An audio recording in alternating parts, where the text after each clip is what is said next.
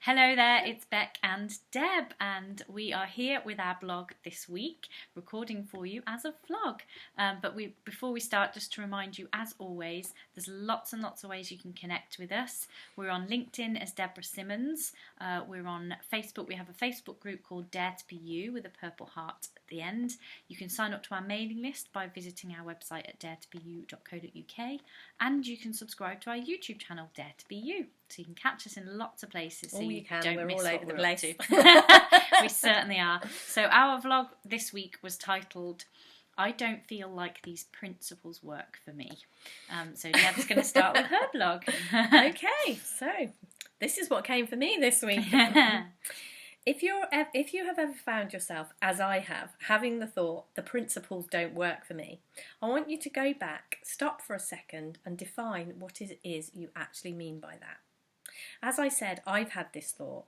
When I look at the thought and ask the question, what do I actually mean when I say the principles don't work for me? This or some version of this is the answer I get. I'm having an experience I really don't want, an experience I don't like, and one I believed would never happen to me again once I truly understood the principles. So clearly, they just don't work for me. There are a few things I have seen around this.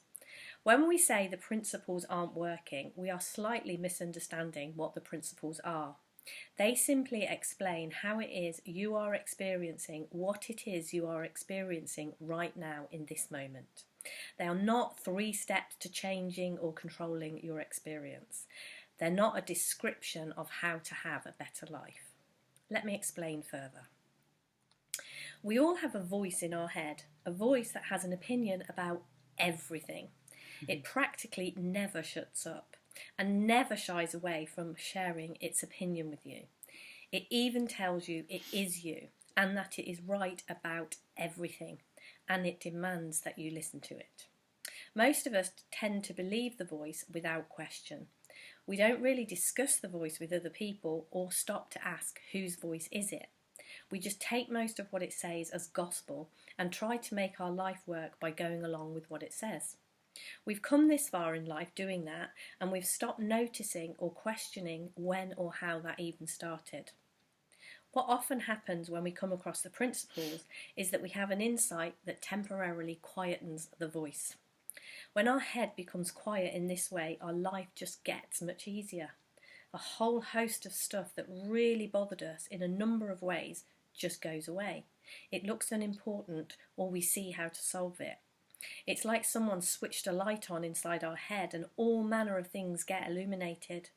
When this happens, it's as if the voice is startled into silence. At some point, the voice works out what's happened and tries to re-establish itself. This is when the voice or our thoughts tell us that the principles aren't working. Because we experienced all this illumination or peace or clarity or whatever it was that happened for us, when the voice kicks back in and covers it all up, we feel as if we've lost something. But that's not the case. If anything, normal service has just been resumed. The voice has taken over control once more. It's giving you a running commentary on why you're feeling the way you do, making up its stories as it always has done. But if we notice what's happened, we can look again to what it was we saw when we had our insight and start to be a little more suspicious of what's going on in our own mind. We can start to question the voice and see that we aren't what's going on in our mind. We are what is noticing what's going on. We can start to see how experience is created and that we don't have to listen to the voice or be scared of our own experience. We don't have to control it or change it so we feel better. We can begin to see that we are the principles in action. They aren't something we can lose or that can stop working for us. The principles are something that we can rely on, but only always. Nice, thanks Deb. So when I came to write my blog this week, something a little bit different happened. As it does. I wrote a short story instead. So here's my blog for this week. Once upon a time, there was a magical kingdom called the 3 Pinnacles.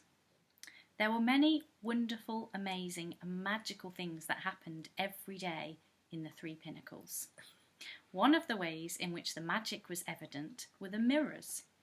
Whenever a person looked into a mirror, their reflection always showed their feelings in that moment. If they were feeling sad, their reflection would be shadowy, gloomy, and with no real light in their eyes.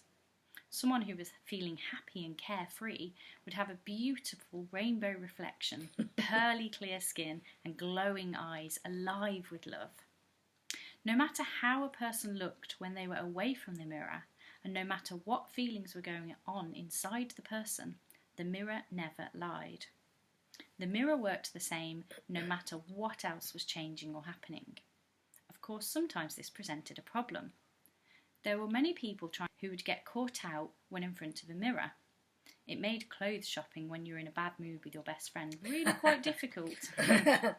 You could often hear a person say, "Well, the mirror doesn't always work for me," or "It works sometimes, but at other times it gets my feelings wrong." And many people in the kingdom would agree. After all, we might not want our deepest feelings on display in front of others. For many, many years, the kingdom continued to enjoy the mirrors when it suited them and deny their magical powers when it didn't seem to fit.